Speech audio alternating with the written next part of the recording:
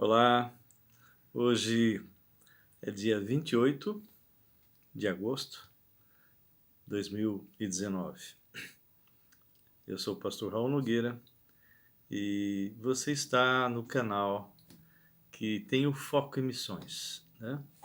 Focamos vidas que nós desejamos que sejam transformadas, sejam desafiadas para verdadeiro evangelho.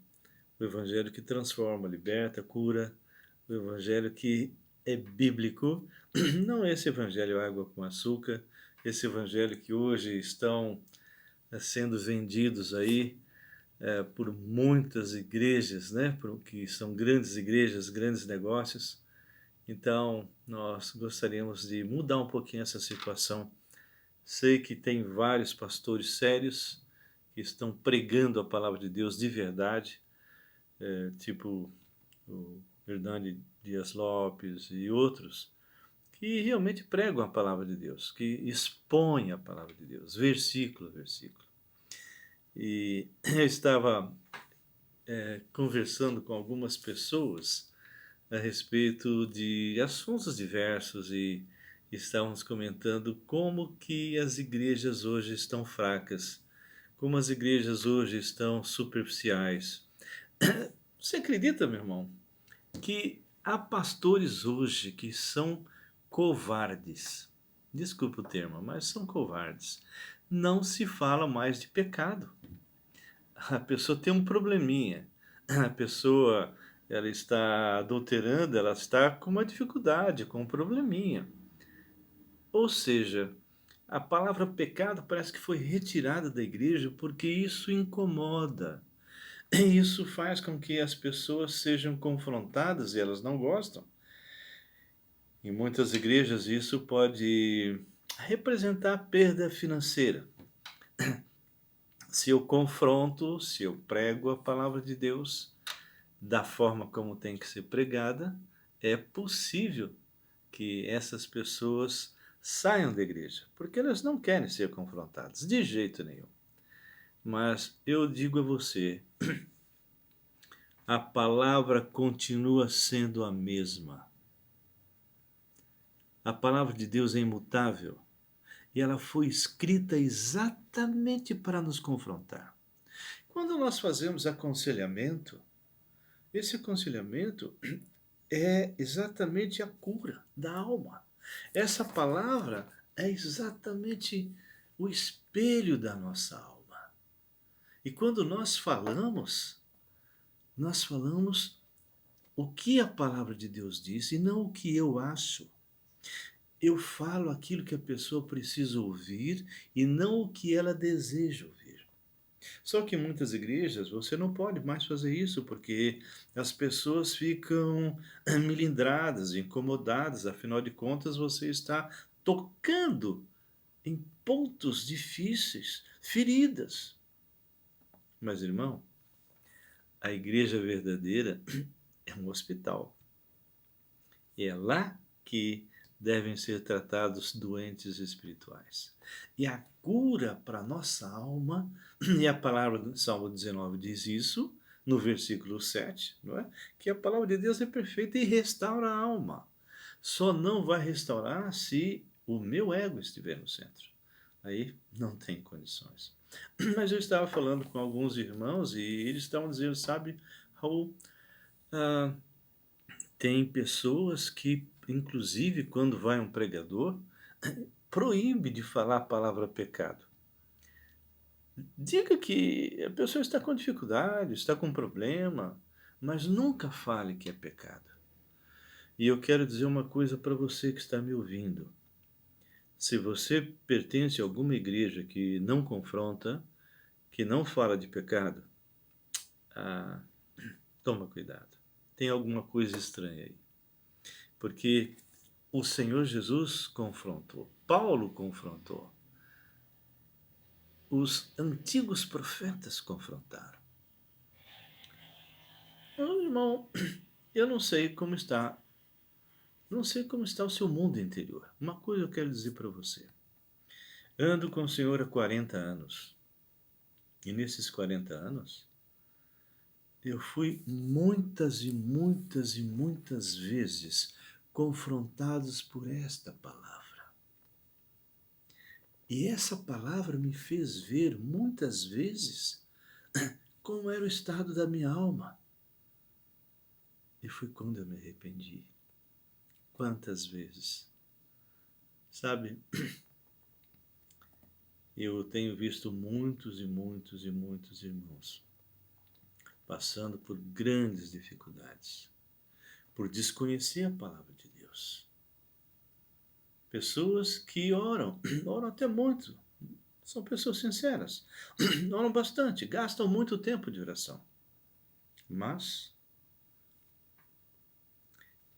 não experimentam o ouvir de Deus. Oram, oram e oram. E quando o Senhor deseja falar através da sua palavra, simplesmente eles não vão a ela. E aí começam a surgir uma série de dificuldades, uma série de problemas.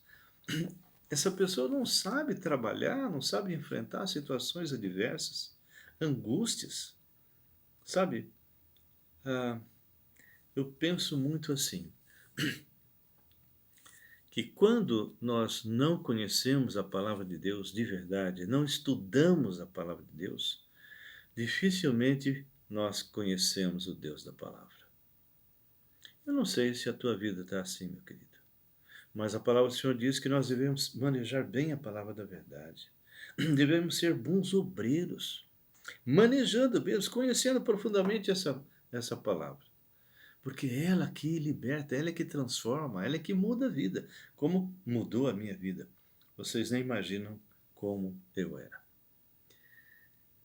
Eu, quando olho para trás, eu fico espantado com as coisas que eu pensava, fazia, os lugares que eu ia, as conversas que eu ouvia, as coisas que os meus olhos viam. E hoje não faz mais parte da minha história. É como se eu tivesse atravessado uma linha divisória. É como se, de repente, no dia que eu aceitei Jesus Cristo como meu Senhor e Salvador pessoal, quando eu entendi que nenhuma religião salva, sabe, existe 5 mentiras da religião. A primeira mentira da religião é quando uma pessoa diz assim: venha para a minha igreja, porque só a minha igreja é que salva. Se alguém falar isso para você, meu querido, cai fora. Não permaneça ali. O Senhor Jesus nunca falou isso. Jesus falou: vinde a mim, vós que estáis cansados, sobrecarregados, e eu vos aliviarei. Sabe, Ele quer sossegar a tua alma, quer lhe transformar, Ele quer que você troque o seu jugo pesado com o jugo leve dele. Então a primeira mentira é essa: vá para a minha igreja, porque só a minha igreja que salva. Não, vá para Jesus. Jesus fala: eu sou o caminho, não um dos caminhos. Eu sou o caminho, eu sou a verdade. Fora dele, mentira. Eu sou a vida, fora dele, morte. E ninguém vem ao Pai senão por mim. Essa é a primeira mentira. A segunda mentira da religião é que você precisa de um intermediário humano vivo ou morto para chegar até Deus. A Bíblia não diz isso. A palavra diz: porquanto há um só Deus e um só intermediário entre Deus e homem, Jesus, vírgula, homem. Sabe, pastor, guru, pai de santo, papa, padre, qualquer outro líder espiritual, ou pessoas que já morreram, não importa o nome, que são considerados santos, que são considerados milagreiros, isso não existe, biblicamente falando, não existe. Por quê? Porque aqueles que já morreram ou estão no inferno, se eles não têm Jesus Cristo, ou estão na presença de Deus. E eles não ouvem. E por que não ouvem? Imagina o seguinte, que vamos citar o nome de Maria, uma serva de Deus, uma serva agraciada de Deus. Alguém que realmente recebeu no seu ventre a própria pessoa do Deus homem Jesus. Imagina se pessoas comecem a orar para Maria, ou para Pedro, para João, para qualquer santo. Quando a pessoa está fazendo isso, ela está simplesmente colocando nessas criaturas, porque são criaturas, o Senhor criou, estão colocando alguns atributos que não pertencem a eles. Por exemplo, se alguém está na China, outro está em São Paulo, outros no Rio de Janeiro, outro na Bahia, outro em qualquer outro lugar, em outros países, e começam a dirigir as suas rezas para alguma pessoa que não é Deus, está colocando algo chamado onipresença, onisciência. E se pedem alguma manifestação, algum milagre, onipotência. Isso só é para Deus. Só Deus é onisciente, ou seja, sabe todas as coisas, é onipotente, é todo-poderoso, e é onipresente, está em toda parte. Se esses atributos pertencem somente a Deus, como que eu posso colocar isso para alguma criatura que Deus fez? Elas não ouvem. Elas estão lá no céu ou, infelizmente, estão ali no, ah, no inferno, né, no lugar de tormentos. Então, igreja não salva, intermediário humano não pode fazer nada por você e você não pode se autorresgatar.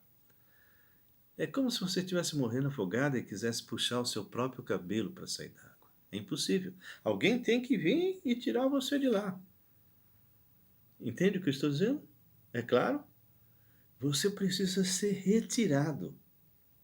A palavra de Deus diz o seguinte: se eu conseguisse me salvar praticando aquilo que Deus quer e não praticando aquilo que Deus não quer, eu teria que, desde que eu nasci até a minha morte, não cometer nenhum erro, nenhum pecado e fazer tudo aquilo que Deus quer. Isso é impossível, porque nós temos uma natureza decaída.